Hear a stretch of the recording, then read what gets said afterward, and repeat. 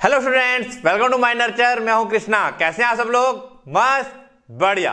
तो स्टार्ट करते हैं। आज हम लोग फार्माकोथेरेपेटिक्स में जो लोग पढ़ रहे थे साइकेट्रिक डिसऑर्डर, है ना, हम लोगों ने उसमें डिप्रेशन को कवर कर लिया था। आज हम पढ़ने वाले हैं एंजाइटी। एंजाइटी मतलब चिंता, टेंशन, और डिप्रेशन मतलब आप लो हो गए हो, मतलब आप सोचने समझने की क्षमता खत्म।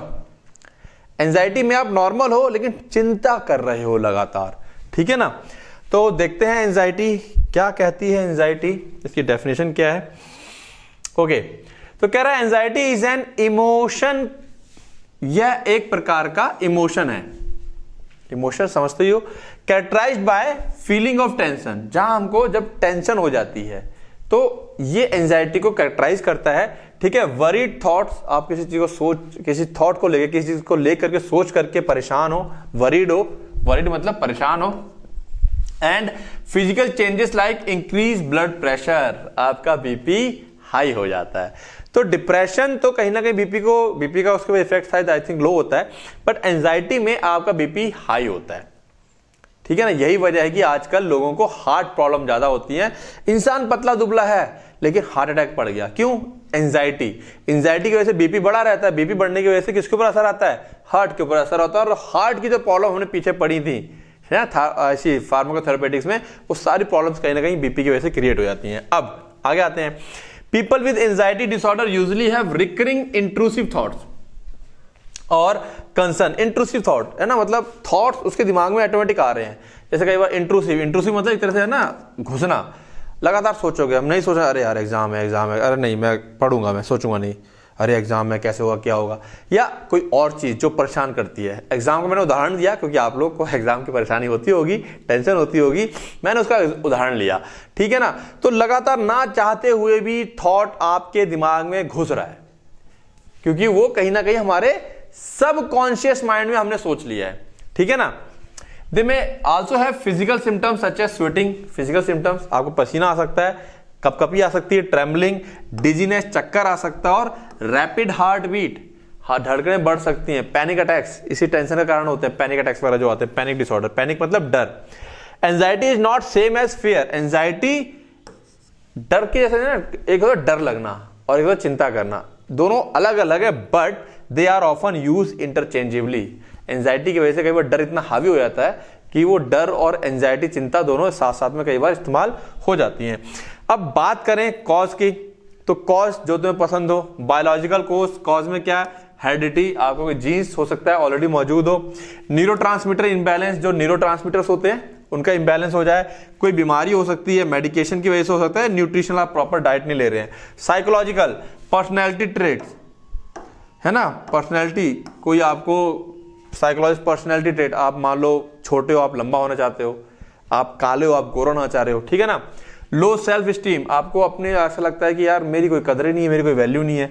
कॉग्निटिव डिसोनेंस, है ना, आप सोचने समझने में प्रॉपर दिक्कत आ रही है। नेगेटिव इमोशन, लगातार नेगेटिव थॉट्स। इंटर एंड और इंट्रापर्सनल कॉन्फ्लिक्ट्स, खुद से या दूसरों से लगातार झगड़े वगैरह हैं। डेवलपमेंट क्राइसिस, ग्रोथ नहीं हो रही है। परसेप्शन ऑफ सिचुएशनल फैक्टर, आप किसी सिचुएशन में जाते हो ना, सोचते हो अरे अब कैसे होगा, नई चीज आ रही है दिमाग में कि अरे वहां जाना है, ये है वो है ना। जैसे इंटरव्यू देने जा रहे हैं, अरे यार ये नया काम करना है, तो कई बार चीजें इस तरह से रहती हैं। सोशल कॉज की बात करें, एडवर्स लाइफ एक्सपीरियंस, बहुत बुरा लाइफ में कोई एक्सपीरियंस हो जाए। लैक ऑफ सोशल सपोर्ट, आसपास आपका सोशल सपोर्ट नहीं है कोई भी। वर्क स्ट्रेस हो सकता है। लैक ऑफ सोशल स्किल्स, आप सोसाइटी में, समाज में रहने के लिए एक स्किल्स की जरूरत है आपको। हेलो हाय बोलचाल जो होता है करके, कुछ लोग बहुत ज्यादा होता है जिनको सब जानते हैं, कुछ लोग ऐसे होते हैं जिनको कोई नहीं जानता, तो हम उसको एक्सट्रोवर्ट इंट्रोवर्ट कहते हैं। लेकिन कहीं ना कहीं ये भी चीजें कॉज है कहीं ना कहीं उसका।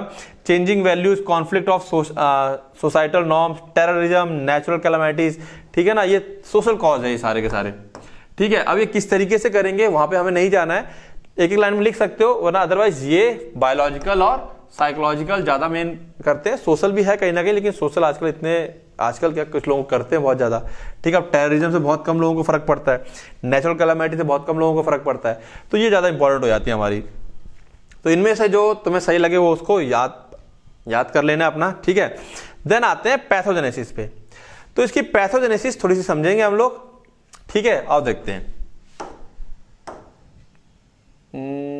अच्छा, यहां पर मैं एक चीज लगाना भूल गया हूं, female hormone factor oblique genetic oblique other biological condition. 3 condition है, फीमेल्स के अंदर कोई जेनेटिक हो सकता है या अदर बायोलॉजिकल कंडीशन होती है।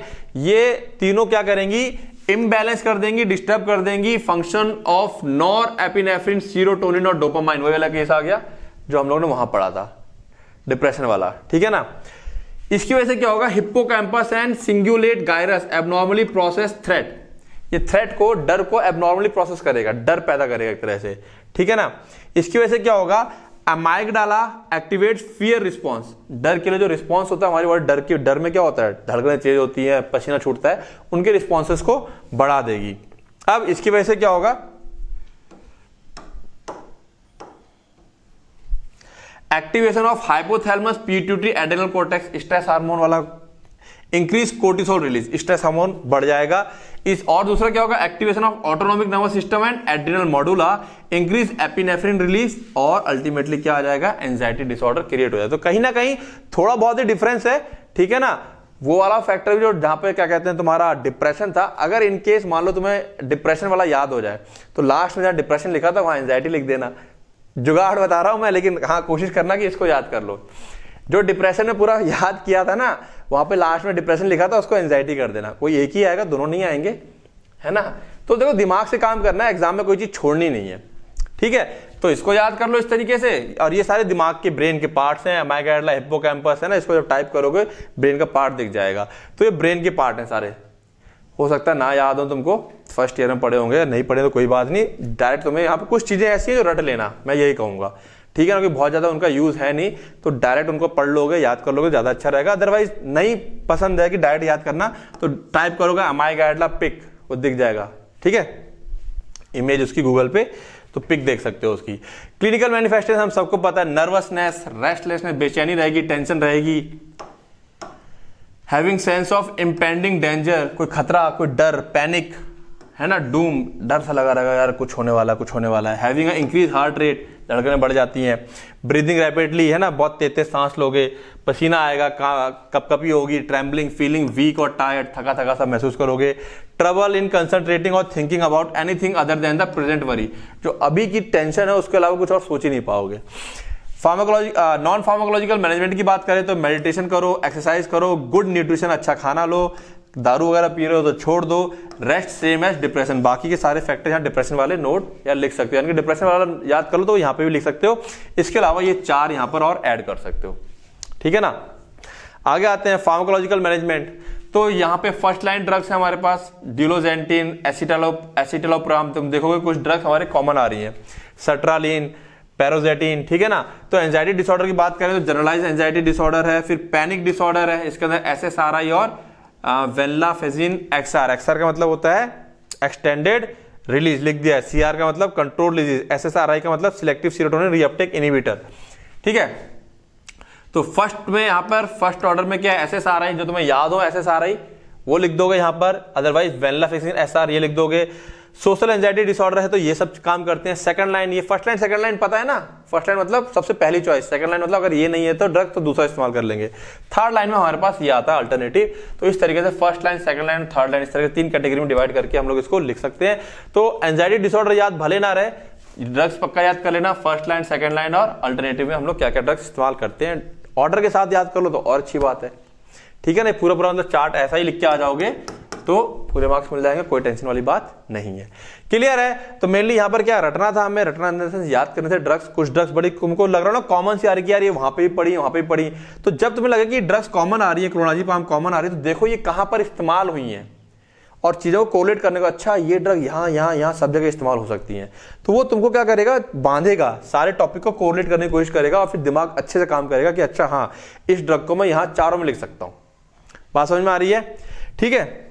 बस ये छोटा सा लेक्चर था हमारा और ये अपना माइंड नर्चर का ऐड आ गया, ठीक है। तो छोटा सा लेक्चर था, एंजाइटी मैंने कहा डिप्रेशन अच्छे से पढ़ लिया तो एंजाइटी के बाद अगला नेक्स्ट लेक्चर क्या आने वाला है, साइकोसिस, ठीक है ना। वो भी लगभग ऐसा ही है, थोड़ी बहुत चीजें उसके अंदर एक्स्ट्रा हैं, बाद बाकी चीजें सारी सेम रहने वाली हैं।